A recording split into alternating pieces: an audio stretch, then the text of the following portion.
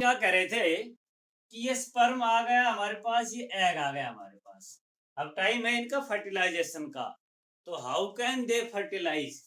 ठीक है, मैं इसको इधर लेता हूँ। अब यहाँ पे मैं इसको इधर लेता हूँ।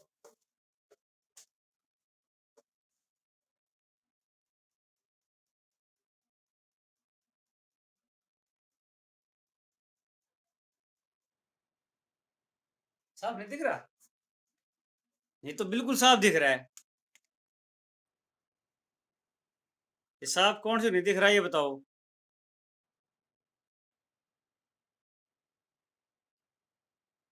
कोई आई ड्रॉप है तेरे पास? हाँ। माइक ऑफ करो बेटा। Very good. ये बेटा हमारे पास सेकेंडरी oocyte, ये तो ब्लू वाला काम देखा नहीं। ये हमारे पास सेकेंडरी oocyte, ठीक है। ये इसके चारों ओर जोना पेलुसिडा की लेयर, ठीक है। और ये हमारे पास है फर्स्ट पोलर बॉडी, ठीक है। और ये इसकी जो बिल्कुल आउटर मोस्ट लेयर है वो क्या आपके पास है, कोरोना रेडिएटा, ठीक है। बेटा ये जो हमारे पास लेयर है कोरोना रेडिएटा, और ये अंदर वाली जोना पेलुसिडा, ये ग्लाइकोप्रोटीन की लेयर होती है भाई। अरे रिकॉर्डिंग फिर चालू नहीं की, मैंने कर दी। ये हमारे पास ग्लाइकोप्रोटीन की लेयर है भाई, ग्लाइकोप्रोटीन की लेयर, ठीक है। और ये जो एक्रोसोम है, ध्यान दो, इस क्रोमोसोम के सॉरी स्पर्म के ऊपर जो एक्रोसोम है, ये हमारे पास गोल्जी बॉडीज का बना हुआ है। याद है ना, स्पर्मेटोजेनेसिस करवाया था तुम्हें स्पर्म फॉर्मेशन का अंदर। ये गोल्जी बॉडीज का बना हुआ है, और गोल्जी बॉडीज की मेम्ब्रेन होती है वो भी ग्लाइकोप्रोटीन की बनी होती है, ठीक है। तो अब जब ये दोनों नजदीक नजदीक आ गए, अभी ये बिल्कुल नजदीक नहीं आए हैं, दूर से देख रहे दोनों, थोड़ा आभास हुआ इसे, थोड़ा आभास हुआ। ये एग भी चाहता है फर्टिलाइज करना, ये स्पर्म भी चाहता है फर्टिलाइज करना। फर्स्ट ऑफ ऑल, इस एग की this zona pellucida layer secrete a chemical substance, ये जोना पेलोसिडा लेयर एक केमिकल सब्सटेंस सीक्रेट करेगी, ठीक है।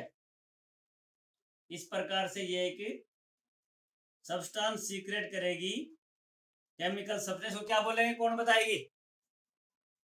ये लड़की आगे रियलमी वन, बताओ भी क्या सीक्रेट करेगा?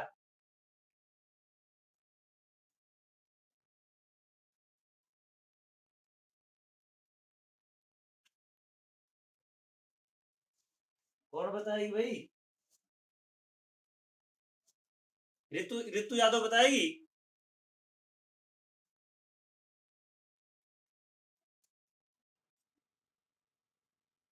बेटा जब एग और स्पर्म दोनों नजदीक नजदीक आ गए, अभी फर्टिलाइज नहीं हुए, तो एग के द्वारा एक इस कोरोना रेडिटा के द्वारा एक केमिकल सीक्रेट किया जाएगा। इस केमिकल को क्या कहेंगे?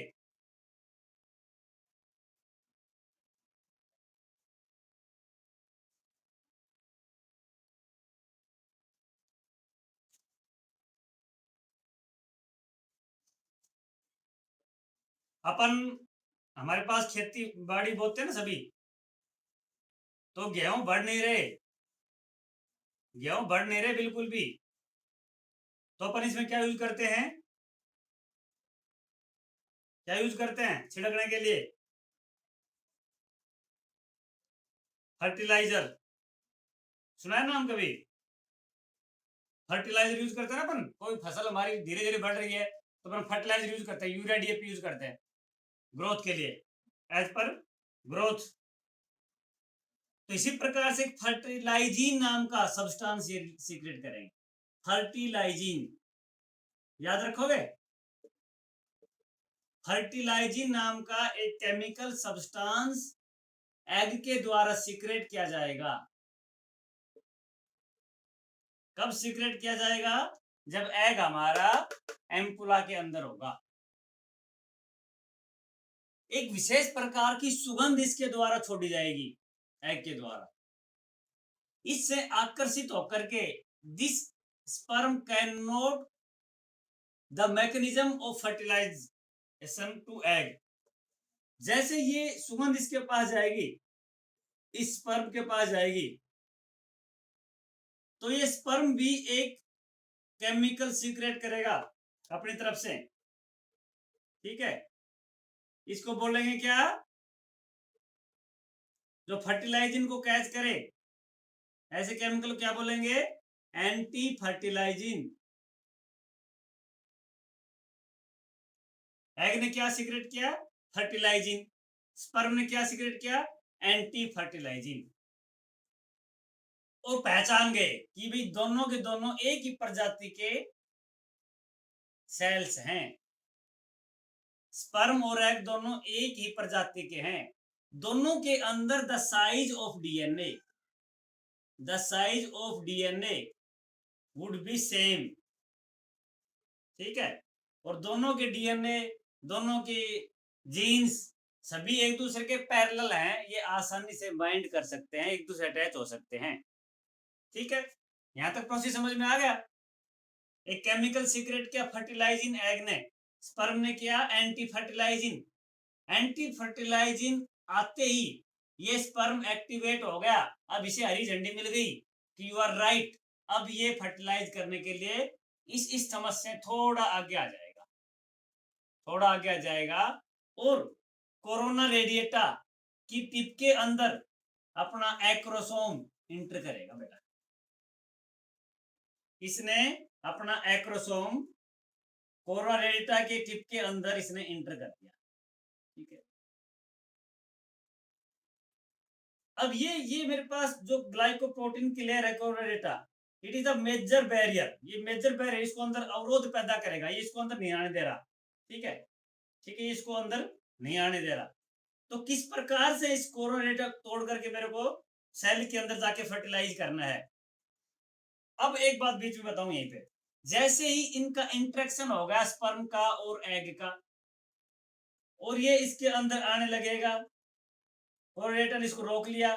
इस लेयर को तो क्रॉस कर गए, लेकिन अभी कोऑर्डिनेटर इसको रोके हुए है, क्योंकि ये कॉम्प्लेक्स लेयर। अच्छा, इसके अंदर सेल मेम्ब्रेन है बेटा, अभी आग करके इसके आगे सेल मेम्ब्रेन अलग से है, कोरोना रेडिएटा अलग है, उसके अंदर सेल मेम्ब्रेन अलग है।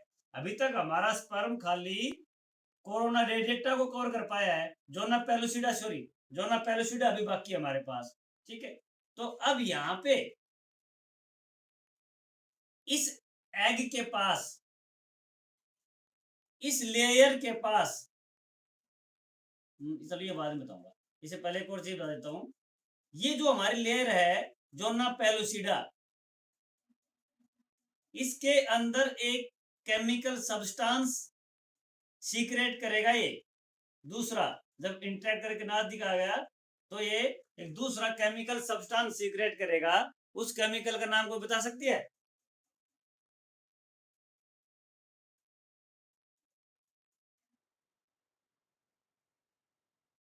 Atrium cavity. एट्रियम कैविटी, चलो वो एट्रियम कैविटी क्या है, ये खाली है, एट्रियम कैविटी अंदर है एग्जैक्ट। लेकिन मैं पूछ रहा हूँ, अभी जो जोना पेलुसिडा थी, पहले तो उसने फर्टिलाइजिन को रिलीज किया, और जैसे स्पर्म कोरोना रेटा के अंदर आ जाएगा और जोना पेलुसिडा के टच कर जाएगा, उस समय पे जोना पेलुसिडा एक और केमिकल सीक्रेट करेगी, उसका नाम बताओ।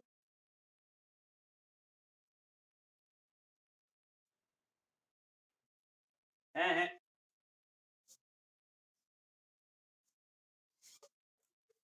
ये होगा हाई एलुरोनिक एसिड। ठीक है बेटा, ये लेयर कौन सी, जोना पेलुसिडा, ये लेयर एक केमिकल सीक्रेट करेगी हाई एलुरोनिक एसिड। ठीक है, एसिडिक नेचर होगा इसका, हाई एलुरोनिक एसिड। बोलो याद हो गया, कॉपी करो, पेस्ट कर लो, स्क्रीनशॉट ले लो। अब ये हाई एलुरोनिक एसिड जो है ये इस स्पर्म को, इस एक्रोसोम को इसके अंदर नहीं जाने दे रही। हाई एलुरोनिक एसिड के लिए एक्रोसोम को अपनी कंडीशन, अपनी स्थिति, अपनी शेप के अंदर परिवर्तन करना पड़ेगा। अभी मैंने पीछे क्या बताया था कि जो टिप है ये गोल्जी बॉडीज की बनी होती है, ठीक है, और गोल्जी बॉडीज भी ग्लूकोप्रोटीनस होता है। इसलिए जब तक ये टिप और ये membrane of zona pellucida intermix नहीं कर जाएंगी, इनकी दोस्ती नहीं हो जाएगी, इसका जो डीएनए है वो अंदर नहीं आ सकता और फर्टिलाइजेशन नहीं हो सकता, ठीक है। तो इसके लिए इस हमारे स्पर्म को एक एंजाइम बनाना पड़ेगा, एक एंजाइम सीक्रेट करना पड़ेगा जो इसको हाई एलुरोनिक एसिड को पिघला सके, ठीक है बेटा। तो ये जो एक्रोसोम है हमारा स्पर्म का, ये एक एंजाइम सीक्रेट करेगा हाई एलुरोनिडेज,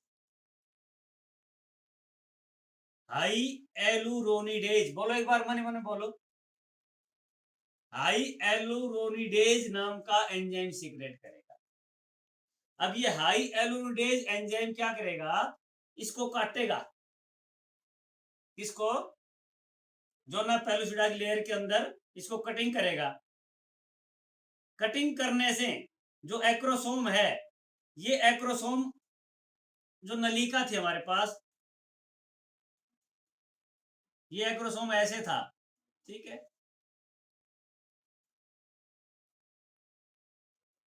और इस एक्रोसोम को ये मेरे पास लेयर आ गई थी आपकी जोना पेलुसिडा। जोना पेलुसिडा के जैसे ही नजदीक आया इसने केमिकल सीक्रेट शुरू कर दिया, कौन सा, हाई एलुरोनिडेज। इसने ये एंजाइम स्टार्ट कर दिया, ये इसको सीक्रेट करके इसको काटने लग गया। और अब जो ये मेम्ब्रेन बनी हुई थी मेरी जोना पेलुसिडा की, इतनी मोटी लेयर थी, इतनी मोटी लेयर थी, ठीक है। ये किससे बना हुआ है, हाई एलुरोनिक एसिड के द्वारा। इसको काटने के लिए मेरे एक्रोसोम ने ये केमिकल, ये एंजाइम सीक्रेट करना स्टार्ट कर दिया, और ये एंजाइम ग्रीन को काट रहा है, काट रहा है, काट रहा है, यहाँ तक रास्ता साफ कर दिया इसने। ये एक ऐसा एंजाइम है, जैसे बेटा फॉर्म होती है ना, थर्मोकोल होता है, उस पर आप पेट्रोल डाल दो तो थर्मोकोल अपने आप जलता जाएगा, जलता जाएगा। उसी प्रकार से स्पर्म ने ये एक एंजाइम डाल दिया हाइलो एरोनिडेज। ये क्या करेगा, इस मेम्ब्रेन को, जोना पेलुसिडा के ने जो केमिकल स्रावित किया था, इसको और इसकी लेयर को काटना शुरू कर देगा और ऐसे एक छिद्र बना देगा। जैसे ऐसी डालते किसी चीज पे तो छिद्र बन जाता है, ऐसे छिद्र बन जाएगा। अब जैसे छिद्र बना तो एक्रोसोम है ना, ये एक्रोसोम इस ये पिचक के लंबा हो गया और एक्रोसोम ने ऐसे एक ट्यूब लाइक स्ट्रक्चर बना ली। एक्रोसोम ने इस प्रकार से पिचक के अंदर चला गया एक्रोसोम, जोना पेलुसिडा को क्रॉस करता हुआ एक्रोसोम ये सेल मेम्ब्रेन के पास आ गया। अभी ये जो हमारे सेल मेम्ब्रेन है ना, इस सेल मेम्ब्रेन के पास आ गया, उसको क्रॉस करके सेल मेम्ब्रेन के पास आ गया एक्रोसोम। यहाँ पे ट्यूब लाइक स्ट्रक्चर बन गई, ट्यूब लाइक स्ट्रक्चर, इसको बोलते हैं बेटा एक्रोसोमल ट्यूब। क्या बोलते हैं इसको, एक्रोसोमल ट्यूब। ये एक्रोसोमल ट्यूब बन गई। अब जैसे ये एक्रोसोमल ट्यूब बेटा बनी तो the genetic material move to inside, genetic material अंदर की साइड मूव हुआ। जैसे यहाँ पे आया तो इस एक्रोसोमल ट्यूब ने पलटी मार ली और अपना आकार और बढ़ा लिया। अब देखो भाई बहुत काम का, अब यहां तक ये सेकेंडरी oocyte है। जैसे ही एक्रोसोमल ट्यूब ने पलटी मारी और पूरा जेनेटिक मटेरियल अंदर लेना चाहा, अभी जेनेटिक मटेरियल सेल मेम्ब्रेन के बाहर है, लेकिन there are two centrioles are also present. Two centrioles are also present in the neck part of sperm. These centrioles also enter also enter inside the zona pellucida. Zona pellucida के अंदर की side में ये centrioles आ गए. Now this secondary oocyte get the centrioles. Now these secondary oocyte get the centrioles and complete the meiosis part 2 and it can replicate in ovum and another is second polar body.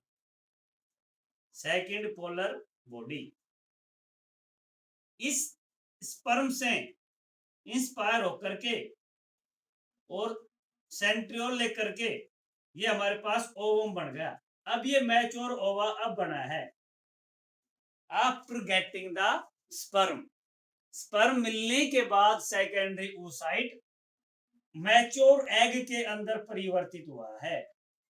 इसने अब यहाँ पे आके meiosis second का metaphase second complete किया है और this is the second polar body. और यहाँ पे जो जेनेटिक मेटेरियल में कहा था डबल हो चुका, यहाँ पे जेनेटिक मेटेरियल डबल हो चुका था. ये डिप्लॉइड कंडीशन के अंदर थी. अब आधा तो चला गया, आधे क्रोमोसोम तो इसके पास एग के पास आ गए, आधे नंबर ऑफ क्रोमोसोम चले गए सेकंड पोलर बॉडी के अंदर. अब मेरे पास जो एग मिला है this is diploid sorry haploid. अब ये मेरे को हैप्लॉइड एग मिल गया. अब इस एग के अंदर ओनली और ओनली जेनेटिक मटेरियल है. ये जेनेटिक मटेरियल है एग के अंदर, ठीक है. और बाहर क्या है मेरा साइटोप्लाज्म है. हमारे स्पर्म के पास साइटोप्लाज्म नहीं है, एग के पास साइटोप्लाज्म है, ठीक है. एग के पास सब कुछ है लेकिन ये हैप्लॉइड है. अब इतना होने के बाद आगे की स्टोरी देखते हैं. अब इतना होने के बाद एक बच्ची बहुत लेट आ रही है. अब आ रही है, कौन आई है? अब देखते हैं. अभी स्पर्म अंदर गया है. बेटा इसको मिटा दूं या कॉपी करोगे? चलो यहां कर देता हूं, यहां कर. अभी क्या होगा भाई, this is the cell membrane, ठीक है. यहाँ पे मेरा जेनेटिक मैटेरियल अभी भी अकेला पड़ा हुआ है, ओके. ये मेरी जोना पेलुसिडा लेयर थी जो कि क्रैक हो चुकी. इसके अंदर से मेरा दूसरा जेनेटिक मैटेरियल स्पर्म का यहाँ पे आ चुका है, ठीक है. ये बहुत फास्ट प्रोसेस होता है बेटा. जैसे इस सेल मेम्ब्रेन तुमने मसल्स के अंदर सिग्नलिंग पढ़ी है बेटा, मसल्स के अंदर इस सेल मेम्ब्रेन के अंदर जो सोडियम पोटेंशियल है, जो सोडियम पोटेंशियल है किसी भी सेल के अंदर वो -70 है. बहुत काम की बात बता रहा हूं बेटा, बहुत जबरदस्त. ये हमारी सेल है, एग सेल है. ये मैच्योर एग है. इसकी सेल मेम्ब्रेन के ऊपर सोडियम पोटेंशियल अंदर की तरफ -70 है, ठीक है, ओके. अब क्या हुआ कि जैसे ये स्पर्म अंदर आ गया, इसे जेनेटिक मटेरियल अंदर आ गया, तो इस सेल मेम्ब्रेन के ऊपर कोई रिसेप्टर है. इस सेल मेम्ब्रेन के ऊपर एक रिसेप्टर है, उसका नाम बताता हूं. एक सेकंड रुकना बेटा.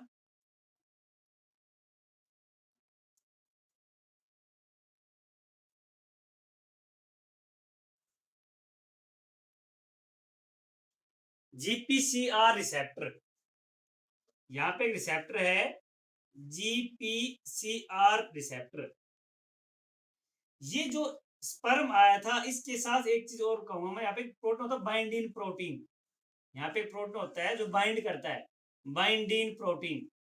ये बाइंडिन प्रोटीन GPCR रिसेप्टर से बाइंड हो जाएगा और विशेष प्रकार के केमिकल का सिक्रेशन करेगा, ठीक है. केमिकल का सिक्रेशन करेगा और इस केमिकल की वजह से, इसका नाम अभी तक ज्ञात नहीं है, इस केमिकल की वजह से यहाँ पे हमारे पास बेटा सोडियम चैनल है. सेल में मैंने पढ़ाया था ना परमेबिलिटी, काफी सारे प्रोटीन चैनल होते हैं, सोडियम चैनल होते हैं. ये हमारे पास एक सोडियम चैनल है. सोडियम चैनल, इस केमिकल की वजह से ये सोडियम चैनल ओपन हो जाता है। सोडियम चैनल ओपन होने से बाहर जो भी सोडियम है वो अंदर जाने लग जाएगा और अंदर सोडियम पोटेंशियल बढ़ करके +30 हो जाएगा। देखो बेटा, समझ गए इस बात को? अंदर का जो सोडियम पोटेंशियल है वो +30 हो गया। अब जैसे ही +30 हुआ तो सेल मेम्ब्रेन है ये रिजिड हो गई बेटा, ये रिजिड हो गई, सेल मेम्ब्रेन रिजिड हो गई। अब ये किसी को भी अंदर नहीं जाने देगी, यानी कि जैसे स्पर्म अंदर गया, जैसे स्पर्म एग से टकराया, एग से टकराते ही इस स्पर्म ने उसका सोडियम पोटेंशियल, उसकी पोलैरिटी को चेंज कर दिया, उसकी संवेदनशीलता को चेंज कर दिया। जब एक स्पर्म का बाइंडिंग प्रोटीन इसके रिसेप्टर से बाइंड होता है तो इसने तुरंत अपना नेचर चेंज कर लिया। ये बहुत सॉफ्ट थी ये सेल मेम्ब्रेन, अब ये बहुत हार्ड हो गई। अब इसको फर्दर कोई भी स्पर्म इसके अंदर एंट्री नहीं कर सकता, ठीक है? इसलिए एक स्पर्म इसको फर्टिलाइज करेगा, ठीक है? ये प्रोसेस होने के अंदर जैसे ही फर्टिलाइज करेगा तो दोनों जेनेटिक मटेरियल, दोनों न्यूक्लियस आपस में मिल जाएंगे और ये डिप्लॉयड हो जाएंगे। तो इस समझ के अंदर जो फर्टिलाइजेशन प्रोसेस है, ये प्रोसेस ये कंप्लीट होकर के जो जाइगोट फॉर्मेशन होती है बेटा, जाइगोट फॉर्मेशन, ये जाइगोट फॉर्मेशन अबाउट 12 आवर्स के अंदर कंप्लीट हो जाती है, यानी कि 12 घंटे के अंदर आपका कंप्लीट मैकेनिज्म बन के तैयार हो गया, हमें एक जाइगोट मिल गया। सारे केमिकल रिएक्शंस और भी डीपली है बेटा, और भी डीपली है, इसके अंदर बहुत सी बातें अभी भी मैं तुम्हें इसलिए बता रहा हूँ, तुम कंफ्यूज हो जाओगे, तुम्हारा बेसिक थोड़ा कमजोर है। एक बार थोड़ा सीख लो, फिर क्वेश्चन करोगे तो मैं उसके बारे में तुम्हें बता पाऊंगा आसानी से। अब मेरा जाइगोट बन गया बेटा, यहाँ जाइगोट बनने के बाद ये जाइगोट इस तमस में से होता हुआ आगे चलेगा। अभी ये एक सेल थी, ये 22 सेल बन गई, 4 सेल बन गई, 4 सेल से 8 सेल बन गई, 8 सेल से 16 सेल बन गई। 16 सेल तक बनते बनते बनते इसको लगभग 4 से 5 दिन लग जाएंगे।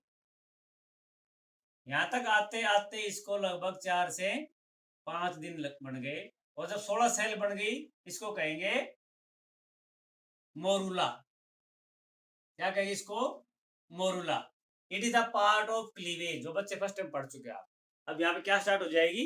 क्लीवेज स्टार्ट हो जाएगी, यानी कि क्लीवेज के अंदर सेल डिवाइड करेंगी, एक सेल से 2 बनेंगी, 2 से 4, 4 से 8, 8 से 16। जब 16 की स्टेज आ जाएगी तो इसको मोरूला बोलते हैं बेटा। अभी एक बात और देखते हैं, ऑन द 14th डे, मैंने बेटा कल बताया था, on the 14th day the level of progesterone is much high, there are fertilization occur.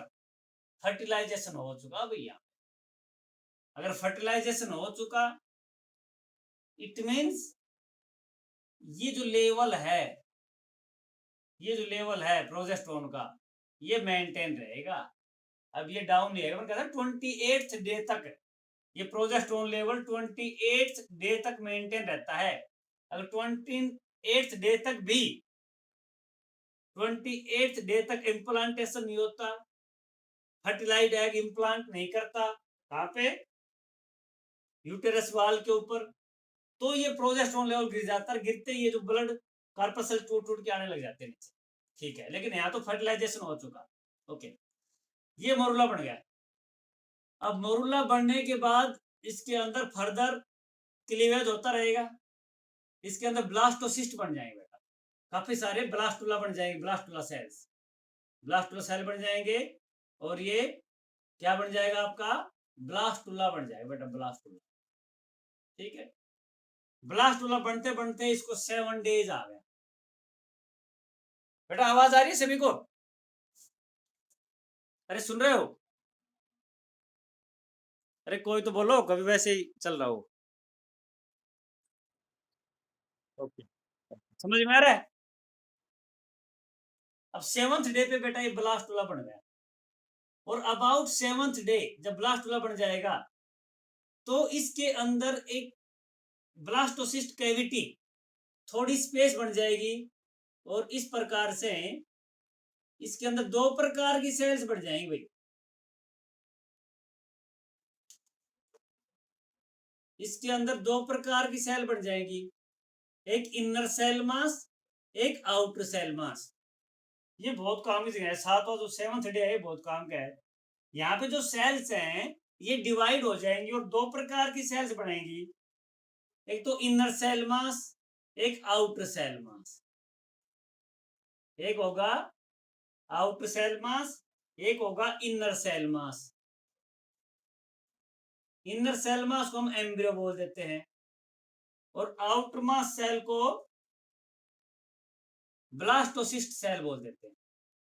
These blastocyst cell can interact. This blastocyst cells can interact the uterine wall. Uterine wall से interact करेंगे blastocyst cell.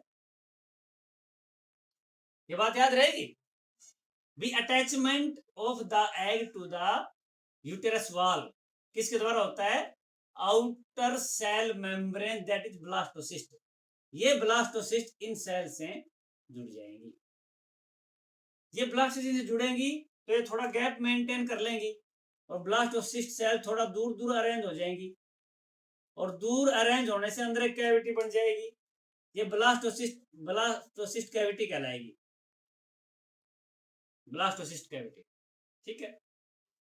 अब ये लगातार progesterone hormone level बढ़ रहा है, और ये यूटेरस की जो वॉल है ये और थिक होती जाएगी। फर्टिलाइज होने के बाद ये बढ़ रहा है तो और थिक होती चलेगी। अब जैसे ये ब्लास्टोसिस्ट और ये blood cell Kapoor sales interact करेंगी तो इन ब्लास्टोसिस्ट के द्वारा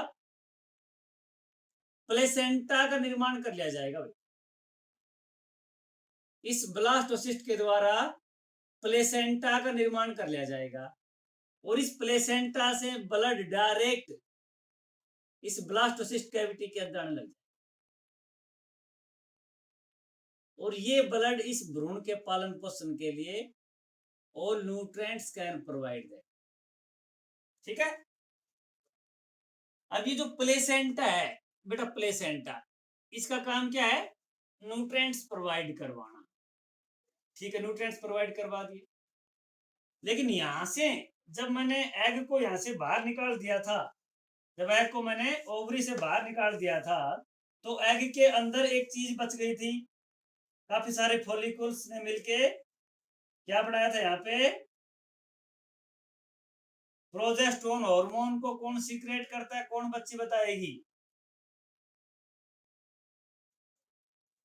प्रोजेस्टेरोन हार्मोन को कौन सीक्रेट करता है? कौन बच्ची बताएगी? जल्दी बताओ, 10 मिनट अपने पास, टॉपिक खत्म करो।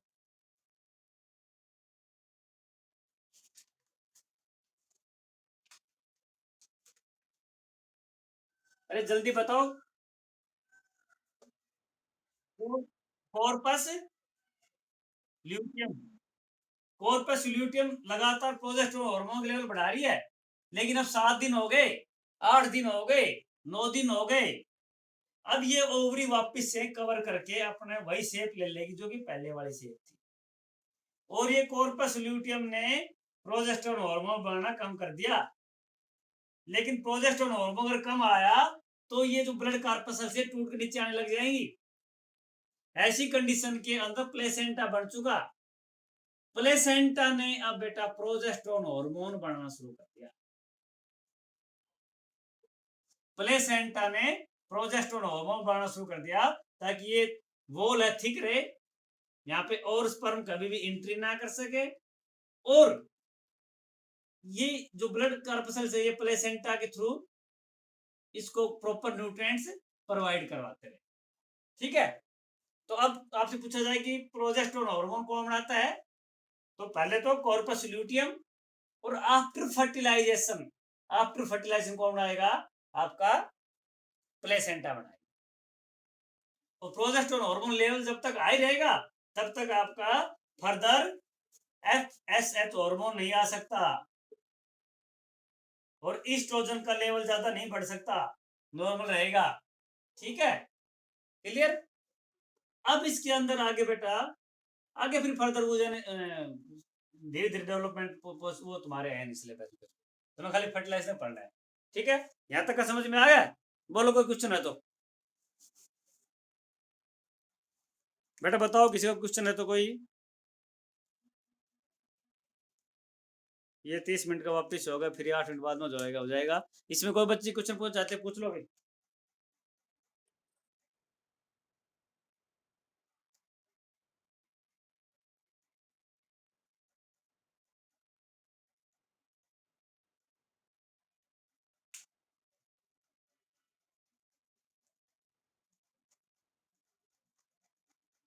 एक हार्मोन और है, वो तुम्हें बताऊं या नहीं,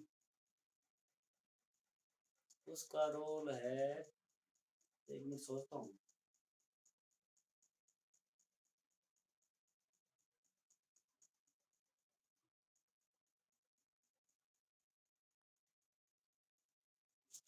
चलो इतना ही काफी है फर्टिलाइजेशन के अंदर। ठीक है, यहाँ तक का देखना बेटा, बुक्स वगैरह में पढ़ना, डिटेल देखना, इसके डायग्राम बना के देखना, कोई भी कंफ्यूजन ना रह जाए यहाँ तक। ठीक है, आज के लिए काफी है, और पढ़ाऊं?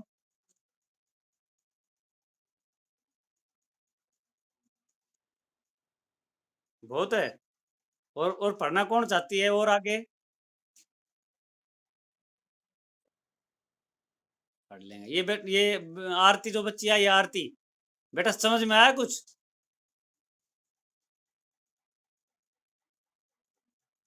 आरती यादव। हाँ, उस ऐसे कैसे रुकेगी? बीच में जो आ रहा है, पहली बार आ रही है तो मुश्किल है ना। फिर अलग ही आवाज बहुत फास्ट है, हर बच्चा नहीं समझ सकता है ना। चलो ठीक है, आज के लिए बेटा इतना ही काफी है। ठीक है, तो अच्छा कम समझ में आया ना, वो पहली बार भी तो आया ना, उसको पता नहीं कहाँ से क्या चल रहा है। ये ऐसे लाइनें दिखती हैं, डायग्राम अपने सब थोड़ी हैं, डायग्राम मैच थोड़ी बनाता कोई, अपने सारे इंटरमिक्स कर देते हैं, फिर जो समझ रहा है शुरू उसको समझ में आएगा, बीच में नहीं आ पाएगा। चलो ठीक है बेटा, कल करते हैं। ओके।